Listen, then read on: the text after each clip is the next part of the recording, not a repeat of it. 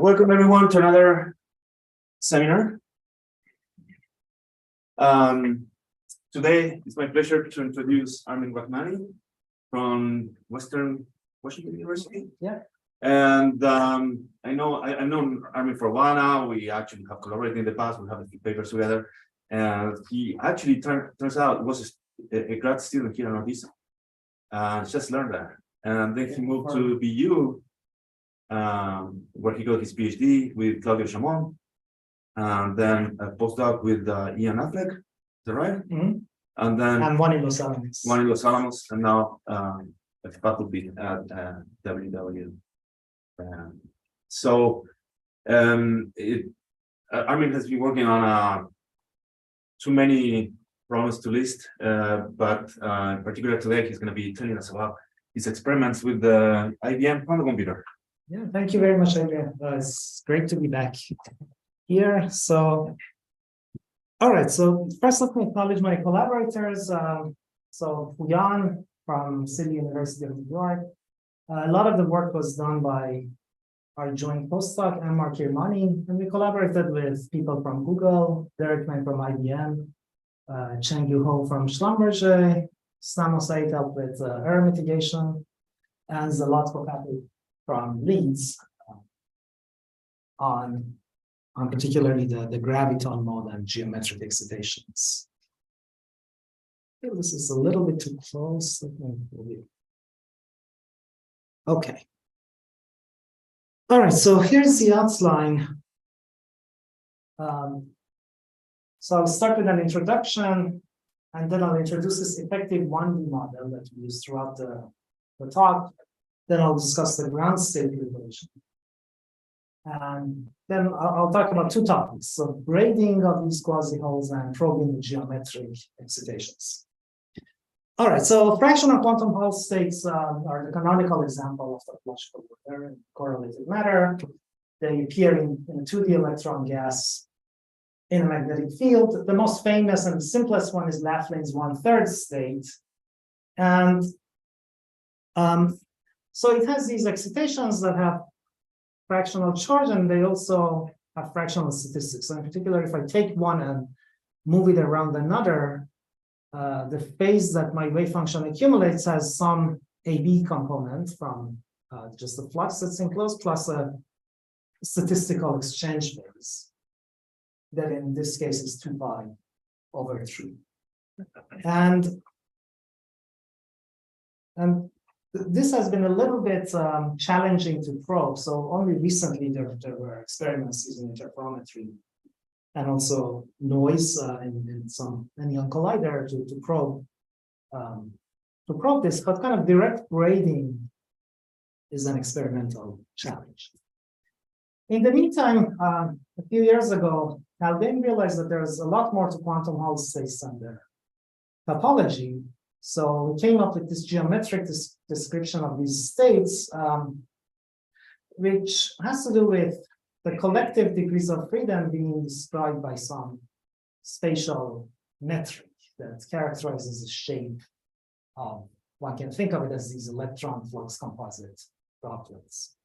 So the key idea there is that rotational symmetry is not necessary for the fractional quantum Hall effect.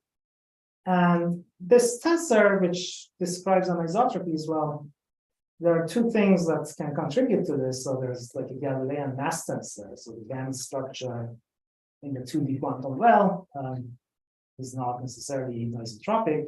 And then there's a Coulomb tensor, the dielectric tensor of the 3D background. So this geometry of quantum Hall states has important consequences, like Hall viscosity. And in particular,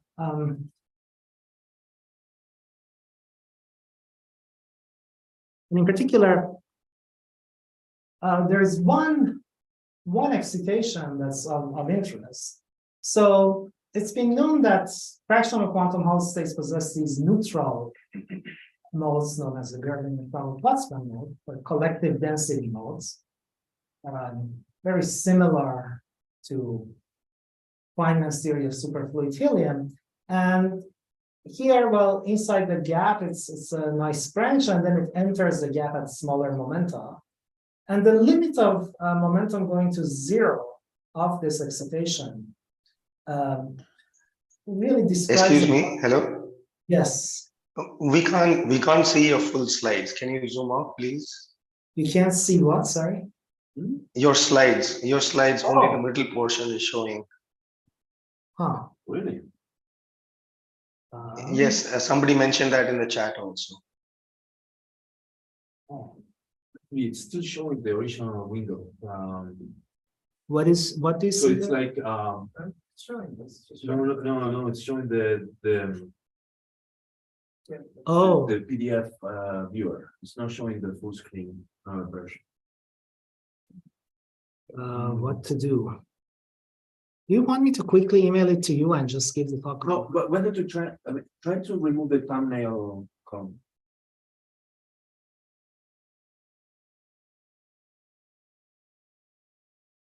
There. Now we can see. But then I want to go to. The bottom is still. When I go to presentation, nothing happens on what's being Nothing shared. happens on Zoom. No. That's really strange. The zoom ratio here, like showing 100%. If you go back and But this is some weird software he's using on Linux. So change it to no, we're not using that. Okay. You know, Adrian, let me just email you the yeah, talk. change it to 75 or something. You think so? 75? Yeah, I think it's Oh, perfect. So I shouldn't really go to full screen. I should use this. Yeah. Either way, you So if I go to presentation, what happens? So view presentation. Did anything happen there, or it's just? stay the same. What happens if you? I mean, I think This is good. This is good. Yeah, Is it okay? this is good. Yeah. Okay. Yeah. All right. So as I was saying, so things are okay in Zoom, right? Yeah. So this mode for small momentum describes the fluctuations of this effective metric. It has angular momentum and equal to. It's very similar theoretically to the graviton that you would get in a theory of quantum gravity. So again, this mode here for small momentum is an experimental challenge to probe. So the branch inside the gap, one can probe it by inelastic light scattering and surface acoustic waves, but the k equals 0 limit, it goes into the continuum and it becomes an experimental challenge to detect. So in the meantime, Would you say that it's similar to the graviton with the spin two particle? it's spin two particle. It describes the fluctuations of a metric. It has this quadrupole symmetry. So it has many similarities. Which metric? Sorry? What metric? Yeah, so let me get to that. So there's going to be some intrinsic metric that I'll talk about in detail. So, but the wave function, there's also some noise here, right? No. So the wave function, because it's not isotropic, acquires an intrinsic metric. I'll discuss that in detail when I get to it. Any other questions? All right, so that's some background on quantum Hall physics. So there are these two problems. One is direct braiding, one is detecting the graviton that are challenging to see in experiment. In the meantime, there's been all this excitement about synthetic, analog, and digital quantum platforms, like in superconducting qubits, trapped ions, cold atoms, etc. And they're still quite imperfect. They're small, noisy. But the question is, while we're waiting for these large scalar corrected universal quantum computers to appear, are there problems that can benefit from the current very imperfect devices? The holy grail that everyone's after is the so-called quantum supremacy, so solving a problem of interest that you can't solve using current classical computational methods. So really treating these devices as computational platforms. Another kind of like more accessible objective is to treat them as some experimental device and try to observe phenomena that are challenging to probe in traditional non-synthetic systems. So in this talk, I'll talk about the detection of this quantum Hall graviton and also emulation of braiding in the IBM universe. All right. So we're going to do all of that in the framework of a 1D model. So the idea is, well, you have the 2D electron gas in a field, you're going to get lambda levels. And then each level, there are many orbitals in it, they're degenerate. So if I just focus on the lowest lambda, and let's say we go to a lambda gauge, we imagine cylindrical geometry. So these are the lambda orbitals at one level. They're localized along the x-axis. And one can assign creation and annihilation operators to individual orbitals. So then, we describe the system as in terms of the orbital being empty or occupied. And so there's no kinetic energy. The general form of the Hamiltonian we can get is something like this that contains 4 fermion operators. And Adrian actually was one of the people who early on used this thing to do DMRG in quantum Hall states. So the structure of these potentials determines the quantum Hall state that you'll get. And for Laughlin, that's the potential that gives rise to the Laughlin state. The formula at the bottom doesn't show up. Can you shrink it a little more? Sorry. Maybe 66. 66. Yes. Yeah, it's really strange that what I see here is different than what's being shown on Zoom.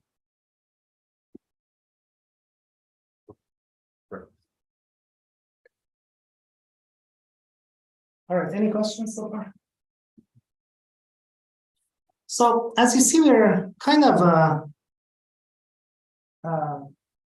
shoving some stuff under the carpet, right? So like the wave functions of the orbital is out of the picture, right? So we're not capturing all of the physics, but it turns out for fractional states we capture most of it. And an example to see why this is not capturing everything is that if you think about the integer quantum Hall state, it's going to be just every orbital occupied, and that's it, right, in this representation. Okay, so let's take a look at this operator that appears. It's called a squeezing operator. So essentially, it conserves the center of mass. It's like one side jumps to the right by m sides, the other particle jumps to the left by m sides. And you go to this. So these potentials, as I showed you the form, decay as Gaussians. And this decay becomes faster and faster the thinner you make your cylinder. So one can hope that we can truncate these interactions, find a local model, which still captures the 2D physics for some range of cylinder circumferences. And so Nakamura, Wang, and Berkholz 11 and 10 years ago came up with this minimal model which has just truncates the squeezing to the most local term, which transforms between 1001 and 0110. And with this model, the ground state, one can write it analytically, so it's given by acting with 1 minus t, where t is the square root of this ratio, on some root pattern, 1001001. So one can show that that's an exact ground state of this. So this is our representation of the Laughlin state in some limits. And there's going to be 3 of them, depending on which root pattern we pick. So we can pick 0, 1, 0, 0, 0. And then we can ask, okay, so is there any 2D physics in it? So there are a couple of things one can look at.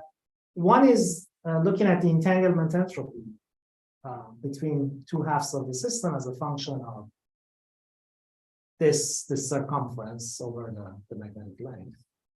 And we see if the circumference is less than 5, we have this flat, like 0 entanglement. We don't really build it.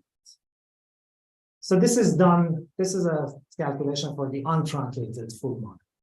And then as you go above 5, we get this linear entanglement. It has the right intercept That's the correct subleading term. So it seems this is capturing the physics of the 2D fractional Hall state. But then as you increase the circumference to around 7, then you're going to see big deviations between the truncated and the untruncated model. So effectively, we're working in this sweet spot of between 5 to 7 magnetic length for the circumference, where this minimally truncated model, minimal truncated model captures the 2D physics. Questions about this? Okay, so now we want to do those two things, right? Braiding and the geometric quench. So I haven't talked about the geometric quench, but it's one way of probing that graviton mode. But before doing any of those, we just need to make that ground state that I showed you. So that ground state is easy to make because there's quite a bit of structure in that wave function.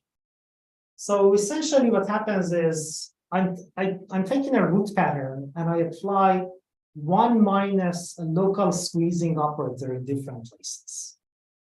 Okay, so let's take one block of 1, 0, 0, 1. If I squeeze it, I get 0, 1, 1, 0.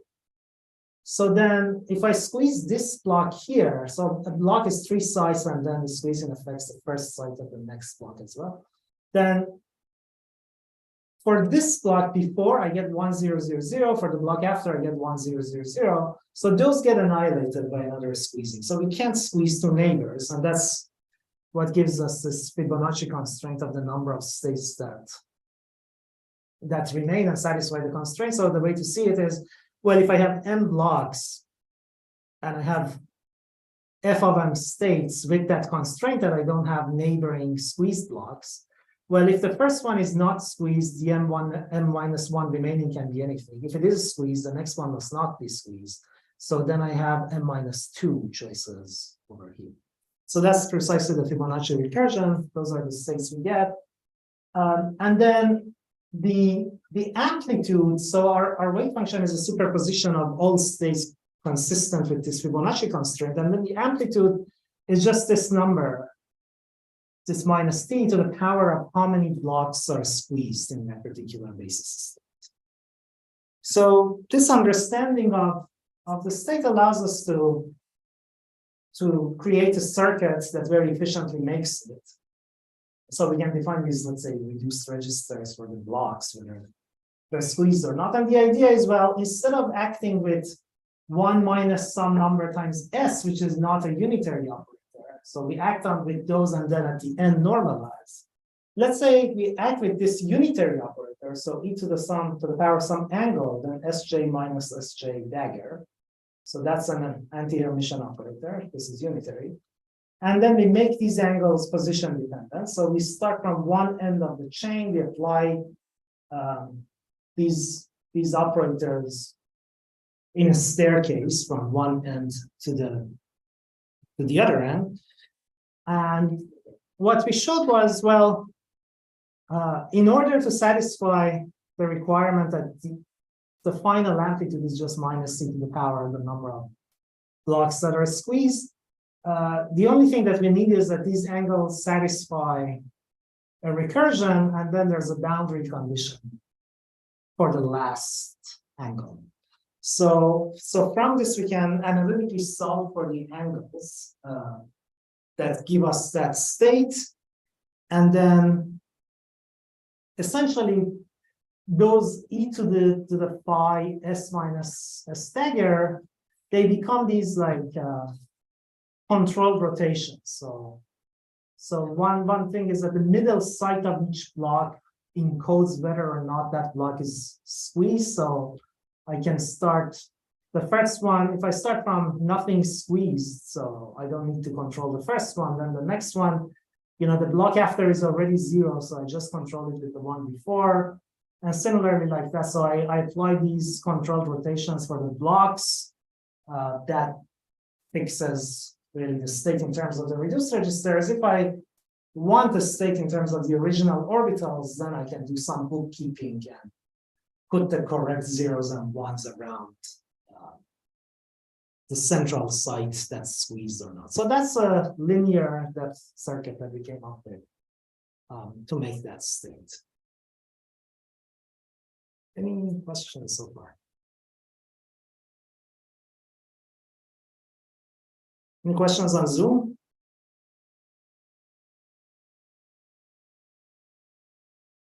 Okay. So I talked about the entanglement entropy as one measure that shows this 1D model.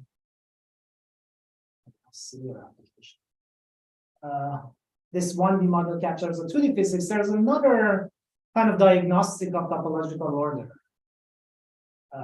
So in 2D, it's like off-diagonal long-range order after a singular gauge transformation. And then that quantity maps into having long-range order in particular string operator in terms of these densities. So we check that these also work in that particular wave function as a function.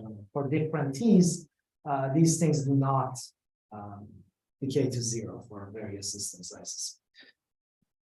So that's all on the ground state, and then let's talk about braiding. So to do braiding, I want to create quasi-whole state. So it turns out the same unitary that transforms the root pattern, let's say 100, to the ground state in the presence of squeezing, there's going to be some unitary, and it can act on a different root pattern and transform it to a quasi-whole eigenstate. And the change we need to make to the root pattern is to insert 1, 0. So inserting 1, 0 somewhere in the root pattern is like inserting one flux quantum. And if I insert 3 zeros, I get another block of, let's say, 0, 0, 0. So it's like removing a particle. So it's like effectively like removing a 1/3 charge. So then my quasi-whole state is going to be some operator that we don't need to specify, multiplying this root pattern, which is labeled by C, the topological sector, which corresponds whether I start from 1, 0, 0 or 0, 1, 0 or 0, 0, 1, and Q, which is like in which block I'm inserting that extra 0. Now I need to localize my quasi-whole in the 2-dimensional space. So this quasi-whole state is localized in 2 dimension will be a linear superposition of these states, SIQ and CQ, and the wave comes from this Gaussian form. All of this, by the way, was worked out by Flavin and Seidel 2011. Now to get to a state with 2 quasi-wholes, again, it's going to be something similar to this. Now I need to insert 2 zeros at 2 positions. And then there's going to be a more complicated amplitude. So this amplitude is generally quite complicated, but when the 2 quasi-wholes have very different y components, this can be factorized into a product of 2 of these single particle amplitudes in 2 different topological sectors. So the shift in the topological sector is what's responsible for the exchange statistics. So we kind of know the wave function over here and over here. We don't know it quite well over here as this goes around, but the trick one can use is, well, you can pick your trajectory so that these pieces are right on top of each other, so their contribution to the very phase cancels out. Therefore, the fact that we don't have good knowledge of the wave function here doesn't affect us. So now the strategy is then, well, I have that wave function labeled by the positions of 2 quasi-wholes. I can write a parent Hamiltonian that has that as an eigenstate, and has every other state at energy 1. So it has that state as energy at energy 0. And then you can imagine as you go around, you can divide that trajectory into a bunch of discrete pieces. For each piece, just solve the Schrödinger equation, get some unitary operator. And then applying the sequence of those unitaries would be braiding the quasi-hole adiabatically around the other. So there's a little bit of cheating here that we were forced to do, because this Hamiltonian that we write is not going to be, does not correspond to like applying the local potential in 2D to the quantum Hall, right? So with the Hamiltonian is not the physical Hamiltonian of a process where you apply a local potential and just move the position of the potential. But it's just some Hamiltonian that has the same eigenstate. And you know, if you have adiabatic evolution, you essentially remain in the eigenstate, so you don't excite those excited states. So the fact that it has different excited states than the actual local physical model is not going to be, it's not going to affect the phase that we get. Any questions so far? Yeah, I mean, I feel like I'm kind of using thread for motivations. Could you restate it? Like, why are we? So I want to physically like go to a quantum computer, physically implement a process, right? Where it maps to take in one quasi-hole in the fractional quantum Hall state, braiding it around the other and measuring the phase. So that's what I want to do. So effectively, in some approximation, in some simplified model, I can write that wave function. But you're still doing something that is simulable and acrostic. Of course, yeah. So the only value, essentially, I'm not treating the device as a computational platform. It's just the value for me is that I see it as an experiment. It's not at all. It's not currently intended to do something that you could not do on it. No, and I don't think there's, yeah, like there's nothing that we can do. Well, apart from maybe a couple of like sampling experiments that we can do, like on physical problems of interest. Currently, there's nothing that we can do on quantum computers that you can't do classic. So this is a proof of concept. This is an experiment. Like if you accept that device as some synthetic experimental platform, the point is to just do the experiment and observe it. Right? There's going to be a physical wave function that changes, and it gives rise to a phase that you measure. So I'm not treating it as a computer. I'm treating it as an experimental device. Yeah, I'm trying to understand that because if you're treating it as an experiment, what are we trying to learn? You want to see the correct Berry phase. You want to see the correct statistical end. Right? You can't do that, right? So I can think of this as some sort of benchmarking of the quantum computer is implementing gates with sufficiently high fidelity. well, you could. I particularly don't care about that, right? For me, it's like, suppose it would be very nice, right? If you could take the 2D electron gas, you could pinpoint the quasi-hole, you could move it, right? That would be the verification of the experimental verification of exchange statistics. You can't do that in that traditional system. You have to do interferometry or something more complicated, right? So you could ask the same thing. What's the value of doing interferometry into the electron gas? There's a theory that tells you what should happen. So No, I understand that. I guess what I'm trying to understand is that the value of the experiment, and I'm sure that there's an answer to that, but I'm just not successfully trying to extract.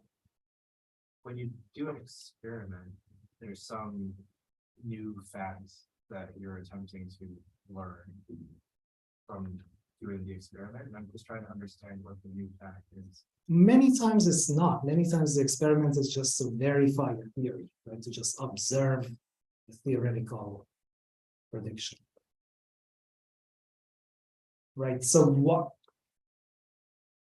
I guess you can consider this as the first unbiased experimental demonstration of a non-trivial exchange statistics.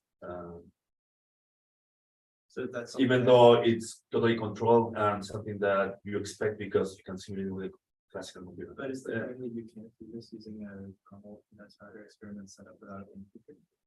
Well, that's what we said at the beginning, that people have tried this with interferometers with fractional control states. But are there any? So I guess. Yeah, so there are two recent experiments, and one is interferometry, right?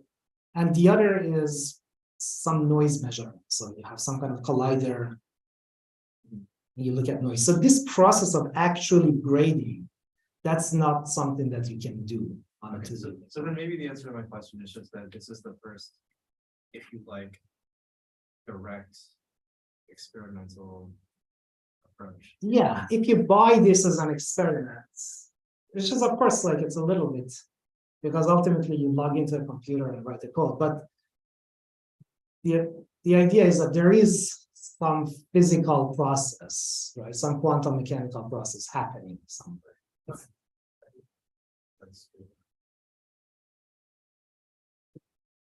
All right, so yeah, so essentially that's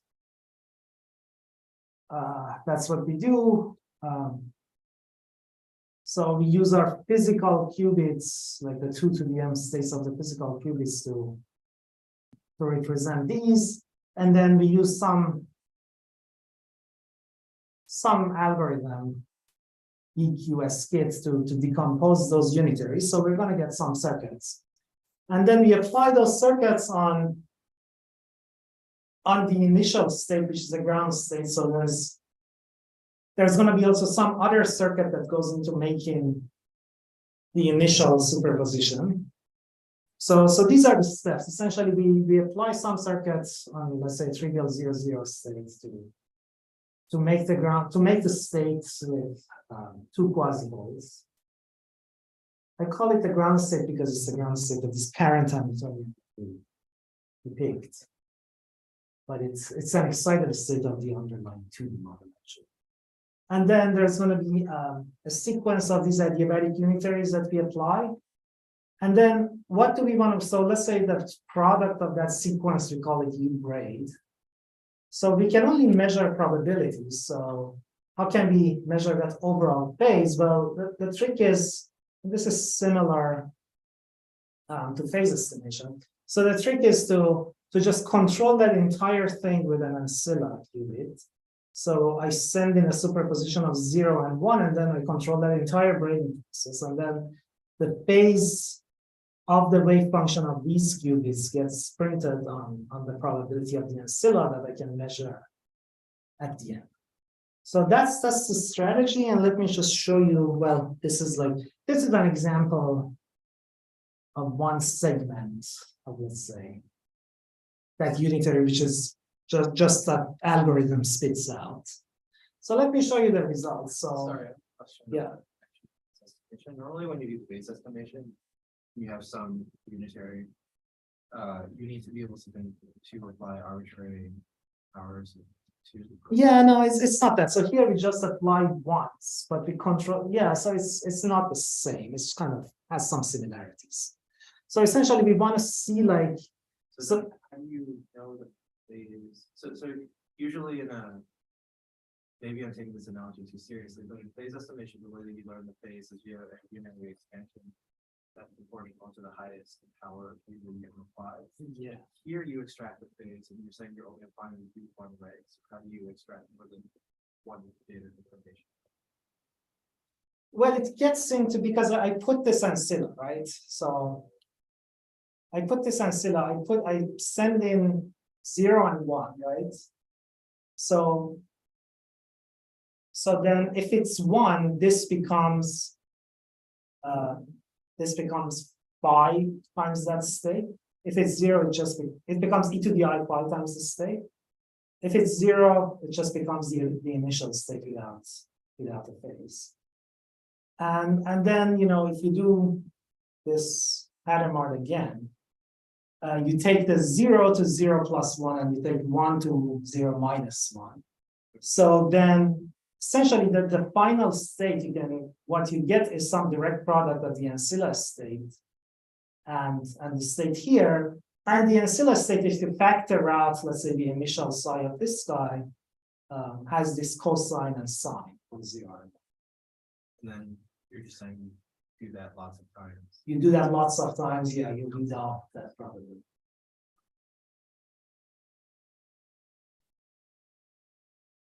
Okay, so might be the time. Oh, perfect. Good questions. Yeah, perfect. So then essentially what I'm changing in that whole thing is the flux through the trajectory. So we change that by fixing the y coordinate of the top segments, changing the y coordinate of the bottom segment.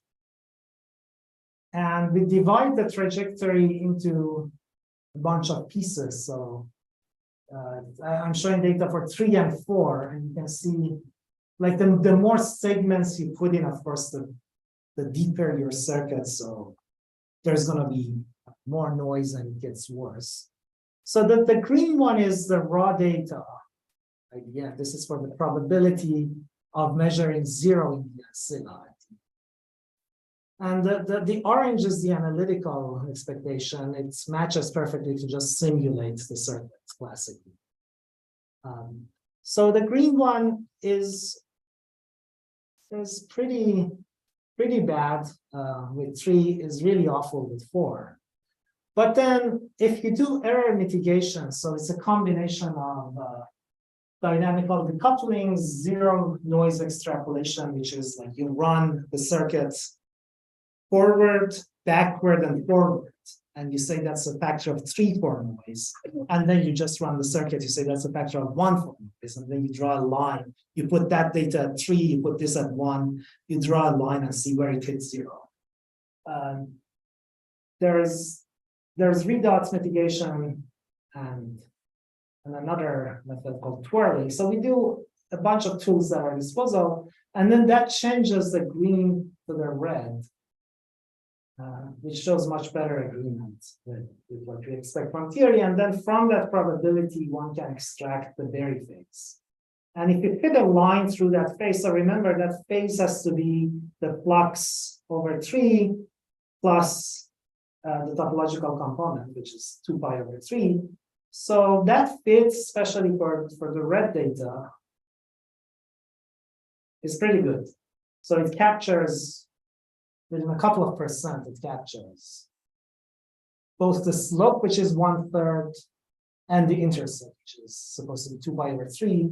And it gets kind of messier. This is not. So with 4 segments, again, the noise is, even with error mitigation, the noise is making it challenging to get an accurate result. Any questions so far? Okay, so let me switch gears to the final topic. So you were asking about the metric. So yeah, so how do we probe that graviton excitation? Well, it's an idea that you can endow the Hamiltonian with a metric. So let me start again with 2D. This is going to be my 2-dimensional Hamiltonian. It looks deceptively simple, but these densities are projected densities, and they don't commute. But essentially, this VQ here looks like this in the perfect isotropic case. It has a term that comes from interactions, a term that comes from lambda levels. Both of them have absolute value of momentum squared in it. And to generalize this model to an anisotropic model with some kind of extrinsic metric, we can just promote absolute value Q squared to some metric times Q alpha Q beta. So then the idea is, well, let me keep going a little bit. So then in terms of the 1D model, it's not going to change the form of the 1D model. It just changes the actual expression for the potential. So the components of G enter here in the potential. The G also can be parameterized in 2 dimensions with just 2 real numbers for rotation and stretch. So now the idea of geometric quench is that if you kind of enlarge your Hamiltonian to encode a geometric metric in it, and then you suddenly change it, the dynamics that follows is governed by the graviton.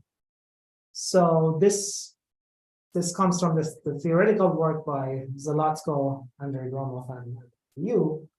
We showed essentially in this quench, you're going to get like a single mode dominated dynamics from the graviton. So effectively what happens is you have this extrinsic metric, you suddenly change it, your wave function evolves. The time-dependent wave function looks like the ground state with some other metric. So there's going to be some emergent intrinsic metric in the post-quench state. So that implies that everything should oscillate. So we should not have like thermalization. Everything should oscillate with one frequency, which is the frequency of that graviton. And there's been quite a bit of work in the gravitation community. So in particular, there's a bimetric theory. It's a relatively complicated theory, at least my understanding of this is quite superficial, but it has this simple prediction, at least in some linearized regime, where if there's an intrinsic emergent metric, the effective Q that characterizes the stretch should be sinusoidal, and the effective phi is a sub. So first we just did that numerically without doing anything on the quantum computer. So we just did the quench in this 1D model to make sure the 1D model captures the right physics. It's in agreement with the bimetric theory. And yeah, and it was almost perfect agreement. So we see the sinusoidal bimetric behavior for Q and phi. These are calculated by just getting the non-equilibrium state after the quench and finding the ground state for some Q and phi, which has the maximum overlap with that state. And the maximum overlap turned out to be 99%. So it's very high. And then the frequency of these oscillations, one can also independently get the energy of the graviton by looking at a particular spectral function of a generalized pseudopotential that has the right quadrupolar structure. So this energy we can get independently, and the frequency of oscillations that we see matches that frequency very well. So these things we can't really measure these in the quantum computer because they come from some optimization. But the idea is if the dynamics is governed by that one mode, then anything you measure should oscillate, should have persistent oscillations with the same frequency. Okay, so how do we do this on the quantum computer? I'm again going to use that mapping to reduce registers. So again, if a block is squeezed, I call it 0. It is not squeezed, I call it 0. If it is squeezed, I call it 1. And then you can map all kinds of interactions to spin model. So in particular, that's the squeezing. It becomes sort of PXP and PYP type of coupling in the bulk. So then we have the Hamiltonian in terms of reduced registers. With the metric, we just do the quench, we trotterize the entire evolution operator. We can get the building blocks because we know the Hamiltonian, we forget what we neglect the computational relations for small delta t. And then, yeah, we're going to get some circuits, we just put it into the quantum computer. So these are pretty long circuits. I'll show you results for this at the end. We also came up with another way to get the state. It's a little bit of cheating because we have to do a classical calculation and we're not getting the same unitary as the quench. But it's kind of an interesting way of thinking about the state that comes out of the quench. So one can write, because we know that the result, we expect it to be similar to some ground state. So we write an ansatz that's similar to the ansatz that made the ground state. And we just kind of optimize these angles. What we found rather surprisingly was that the angles can show very little position dependence. And in particular, we can just make them like alpha, beta, so independent of the position of the qubit, and we still get 99% overlap. So there's a simple ansatz with two parameters that can make that state, but this requires a classical calculation. And there's very weak system size dependence on these, so one can extrapolate to infinity or any finite size. So these were calculations done with up to maybe 18 slides or something like that.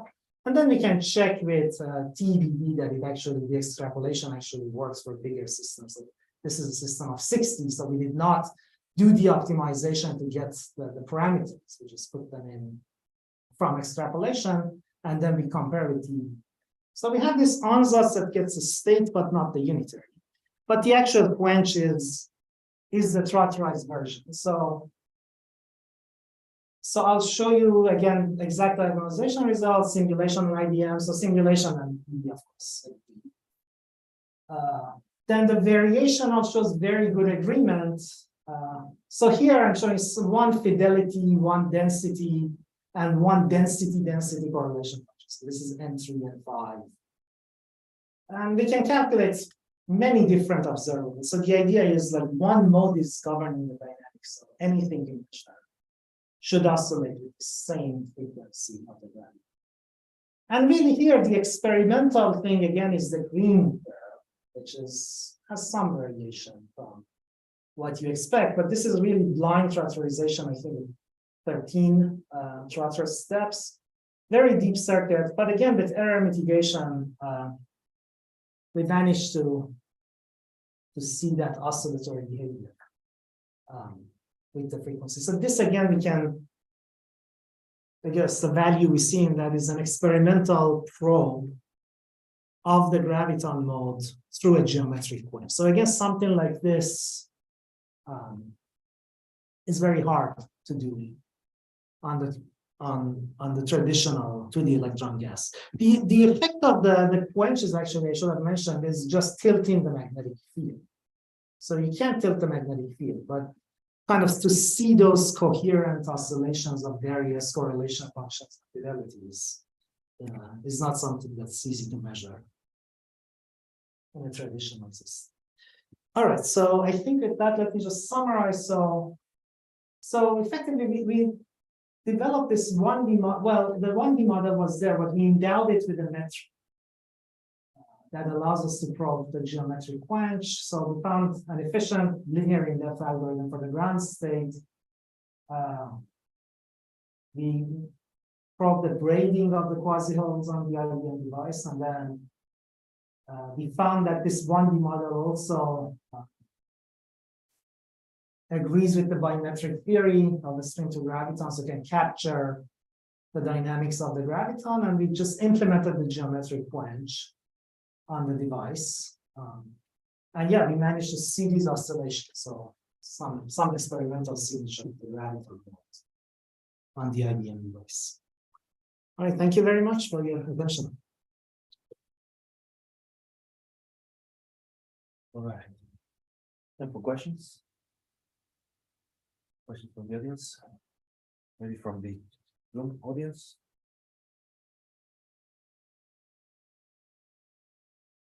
All right, so just have one question. So it's clear from the results from the experiment that the error mitigation works to a certain extent. So is it clear what the source of the error is? I mean, because they should have nailed it down, right? So they know. Well, I think it's various. There's some readout error, just reading has some error. There's the C naughts are quite imperfect. So most of it comes from just the C naughts not doing what they're supposed to be doing. And then there's also like when the qubits sit, so there's like some T1 and T2, right? So the fact that dynamical decoupling helps. So that there are all these different sources. Yeah. So there's some decoherence when you sit. There's there's very little noise in single qubit gates, but yeah, there's quite a bit of error in CMOS. So this kind of poly twirling that they do helps with that. And what does it mean to have an anion in 1D, right? Because this is one system. It right? just maps, right? So think about it like, because like the parameters correspond to the two-dimensional model. Mhm. So it's, the price you pay, like, you know this better than me. You go from 2D to 1D, the price you pay is you make the model number call. So effectively we're saying, well, if you're really in some narrow range, you can truncate a lot of those long distance things. But the parameters are 2D, so X and Y components, right, of the position enter here, right? The Y component gives you the Gaussian, the X component enters in the phase. So there's a mapping between that system and this. So this is some representation of that 2D wave function, and it has the 2D parameters. Mhm. Right. Any other questions? All right, if not, we thank Armin one more time.